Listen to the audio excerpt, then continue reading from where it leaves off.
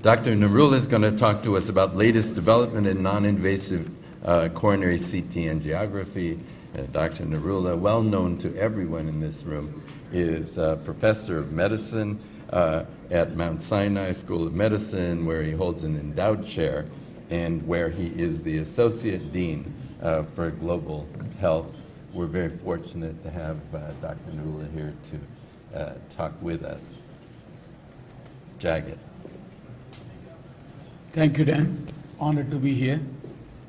And actually, I think I would like to start with answering one of the questions which Matt Budoff posed, that when he was showing the ROCs and showing that the CT angiography does a lot better than the coronary calcium scans. But I think we have to really ask the question, where do we really need the CT angiogram? I don't think that we really need it everywhere so as to bring the curve up to close to the left upper corner. I think the most important thing would be that we do not need to do the CT angiograms in every single one. We have to identify as to which are the right places to do that. So I don't think that there is any kind of a competition between the CT angiogram or coronary calcium scores. Coronary calcium scores are the way to go when we are trying to identify the subclinical disease, specifically when we talk about the intermediate risk categories. So basically, I start with thanking Stefan Achenbach because some of the earlier slides are given by him. I like them because they were beautiful colors and all, as you will see here. So what he actually put together was that what exactly can the CT angiograms do now? And as we very well know, that there is a very high accuracy for detection and to exclude the coronary artery stenosis. So high sensitivity, which is way beyond 95%, and high negative predictive values, which are way more than 90% here. Although the specificity still suffers a lot because of the resolution here. If we are trying to compare it to the invasive coronary angiogram. Now we can do it at exceedingly low levels of the radiation dosage. As you can see that this is one done at less than 1 millisievert, so sub-millisievert doses, and a wonderful prospective study which was actually led by Stefan himself, where they had about 50 cases where they did the high quality coronary angiograms and demonstrated that they could all be done under 0.8 millisievert dose. As you can see here, however, when we really look at the data, it is when it is in the hands of the experts, some of the finest centers, best patient population that we could select. All the BMIs and all were like around 21, 22 or 23 kind of BMI. Sure, we can always reach to 0.76 millisieverts. However, if we look at the recent studies which have been done in the emergency rooms and all, the radiation dose has been around 10 millisieverts in most of those studies. So when we come to the common garden variety of CT angiograms, the data are not as impressive as we think. Now, not only that we can identify coronary stenosis, we can also identify the non-obstructive plaques, and as Matt just suggested, that these are the ones which may be able to tell us, at least in the high-risk subjects, that which is the plaque which is likely to be a high-risk plaque. Now, CT angiogram has also started to show a significant prognostic value. And at least there is one important thing about the CT angiography that we have seen, that the field has come so far in last about 5 years, something that was not able to be done by any other imaging modality. It has taken us decades to reach to that level, what CT angiogram has done in last 5 or 6 years' time. We have been able to bring the radiation dose down. There have been challenges which have been posed, and they have been answered the way the audience wants to hear or the observers want to see it. It has also demonstrated that prognostication-wise, it is as impressive as any other imaging modality that we have used in past. So as you can see here, one of the wonderful studies from Todd Villeneuve's group, and similarly the confirmed data from Jim Min from Cedars-Sinai. As you can see, this confirmed study, which includes almost 25,000 subjects, both in women on the left-hand panel and men in the right-hand panel, can clearly see that it has a significant prognostic value. Not only that, you will see here that it does have significant impact on the time to diagnosis when it is in the emergency room, that the time to diagnosis has fallen from 6.2 to 3 hours, essentially a 50% reduction in the time in the emergency room. And also, if you look at the cost, almost 50% reduction in the cost that we can obtain by this, and essentially we'll be able to prevent as many adverse events as you would have done by the myocardial perfusion imaging, which happens to be our gold standard currently. Now, CT is also able to show perfusion, as you can see here, multiple papers in this particular area, and very recent proposal by Dr. Jim Min and colleagues, which was presented at the European Society of Cardiology, and the paper just got published in JAMA, the de facto study, that there is a possibility that we may be able to identify the FFR non-invasively also. Although this study did not meet the set endpoints, it was indeed an encouraging step in establishing the importance of the CT angiography in the field.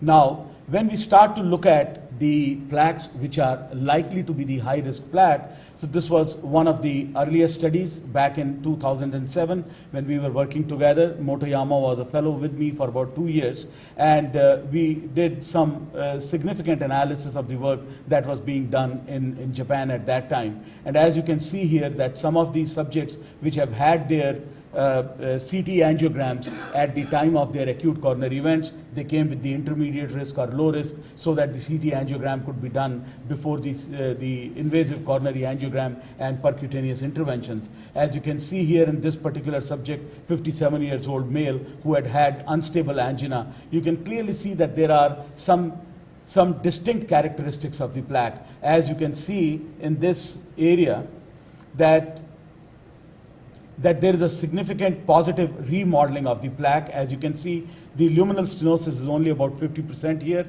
and you can see the positive remodeling as has been shown by the yellow color here. And we determined that whenever it was more than 110%, we called it as a positive remodeling.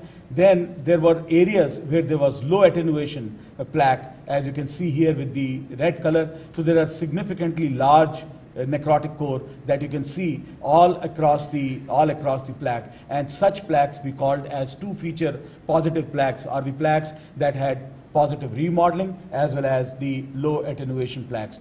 Green color denotes the presence of fibrous plaque, and this has all been compared with the intravascular ultrasound, and the low attenuation plaques, which were less than 30 Hounsfield units, generally correlated with the necrotic cores as demonstrated by the intravascular ultrasound. The green color was between 30 and 150, that is correlated with the fibrous plaques.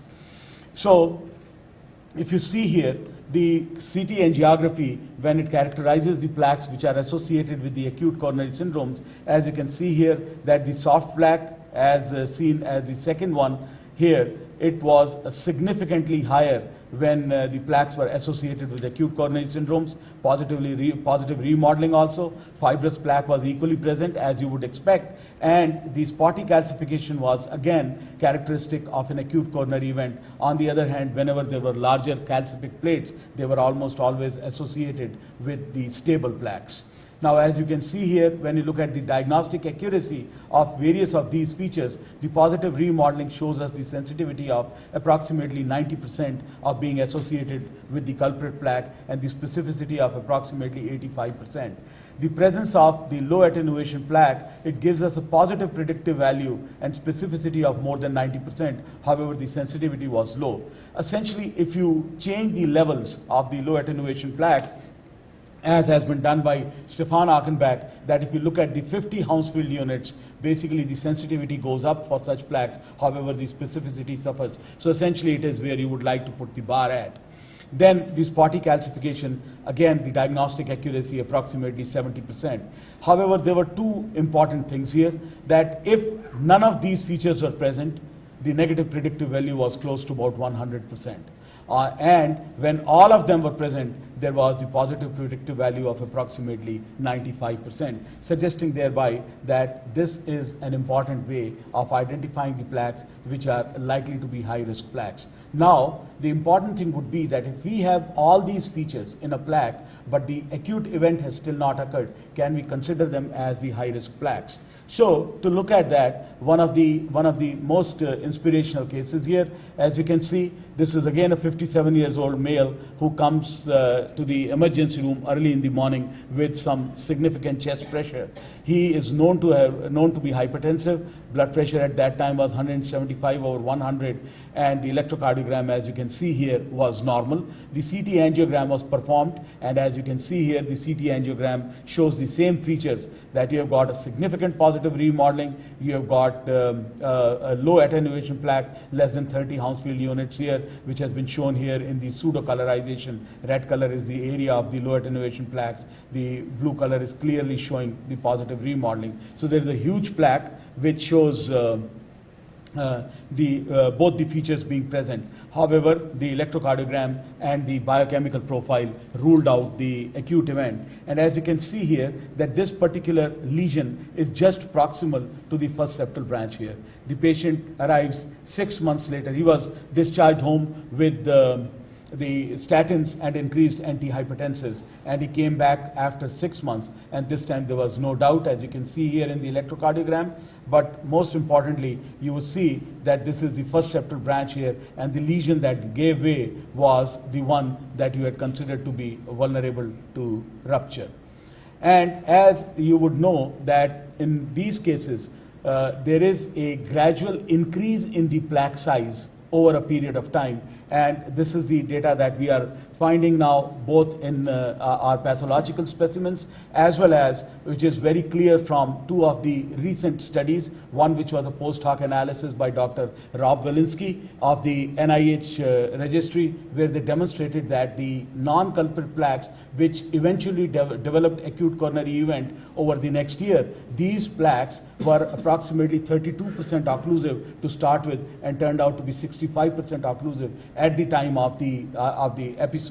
And the same data you will find in the landmark study Prospect that came recently. So approximately 6% of people developing an acute event over the non-culprit lesion over every single year, and they all gradually grow to become significantly large before they really give in. So there is an interval increase in the size of the plaques, and most importantly, that is because of the increase in the necrotic core size, whether these are the rupture and healing cycles, or these are the intraplaque hemorrhages, or the RBC collection, or is it that these are the plaques which have reached the Glagovian limit, and now that they have started to strangulate onto the lumen thereafter. But there has to be an intense increase in the plaque in the interval, and I'll show you one of the examples by the CT angiogram here. You've got the left main here with the small necrotic cores, significantly larger necrotic core as it starts to constrict on the lumen at the time of an event in this particular subject. Now, this is further shown by one of our studies, where we followed up 1,000 people at least for 2 years. And as you can see here, that there are approximately 45 people who have the 2 feature positive plaques, and approximately 5% of them, and 820 have the plaques which are neither positively remodeled nor they have the low attenuation plaques. You will see that over the next 2 years, there are less than 0.5% likelihood of having an event in this particular group, as compared to 22.5% in the group where the plaques were two feature positive plaques. But the most important thing is that if you start to look at these plaques, these are all the vulnerable plaques, as you can see here in the green color here, and over the next 24 months they have not developed an acute event. Compare them with those subjects who developed the events within the first year after doing the CT angiogram. So the acute coronary syndrome occurring within the first 1 year after the CT angiogram, and then the acute coronary event occurring in the subjects in the second year after the CT angiogram. You would see that there is a graduation, or there is an gradual increase in the plaque size here. As you will see here, 110% remodeling, 120% remodeling, 130% remodeling. So the bigger the plaque, more likelihood that this plaque is going to rupture. If you look at the plaque volume, it has gone from, if you'll see here, from 60 to 90 to 170. Or if you look at the necrotic core area, it has gone from 0.5% to 0.5 millimeter square to 1 millimeter square to 5 millimeter square. So essentially there is a significant increase in the plaque size and the necrotic core size as the plaque becomes amenable or eligible for rupture. Now, the necrotic core size here, you would see that if the necrotic core size is more like a napkin ring type of necrotic core size, that is, it is almost encircling or it is a circumferential necrotic core, you would clearly see that if we do an OCT with it, you will find that normally such huge necrotic cores are almost always associated with thin fibrous caps, as you can see here. And this is the OCT. You will see a thin fibrous cap. In this, the lipid is encircling at least 3 quadrants in this particular OCT here. On the left-hand panel, you will see the near-infrared spectroscopy, which also shows the circumferential plaque. And this has been well shown in one of the very decent study, which was a post-mortem study by Dr. Udo Hoffmann from Mass General, where he correlated that the areas of plaque rupture had large necrotic cores. Now, it is also possible, as we are talking about the advances in the CT angiography, although it is not that I would be recommending something like this, but there is a possibility that we can even see the delayed enhancement in these plaques. If we are able to do the CT angiogram twice, in these cases, we will be able to see the delayed enhancement or neovascularization of the plaque, so that these are the plaques which are more likely to be to rupture as compared to the others. It is also possible that we will be able to identify the unfavorable PCI outcomes. If there are plaques which have the large necrotic cores, as you can see here, they are positively remodeled, and also if they have the circumferential calcium, as you can see here, these plaques are more likely to have the unfavorable outcomes after the PCI, as you would see here.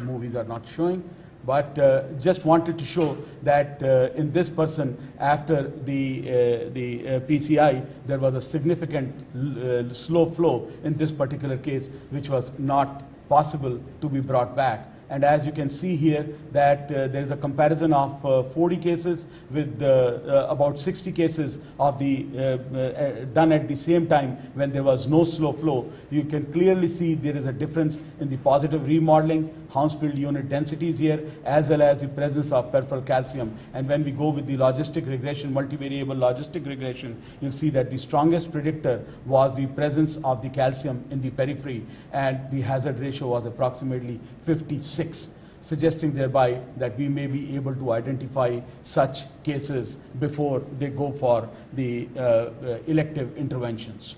Now, the serial CT angiograms may also define the response to the pharmacological interventions. As you can see here, that there is a necrotic core, significant positive remodeling, and if you give the statins over a period of time, the plaques would start to shrink, and there will be a significant decrease in the necrotic core. And this serial definition could be for better or for worse here. As you would see in this particular case, this is a patient who is on statins, and you will see here that there is a concentric lesion. However, there is not much of positive remodeling, and there is no necrotic core here. The biggest mistake I made in this particular subject was telling him that he does not have a dangerous plaque.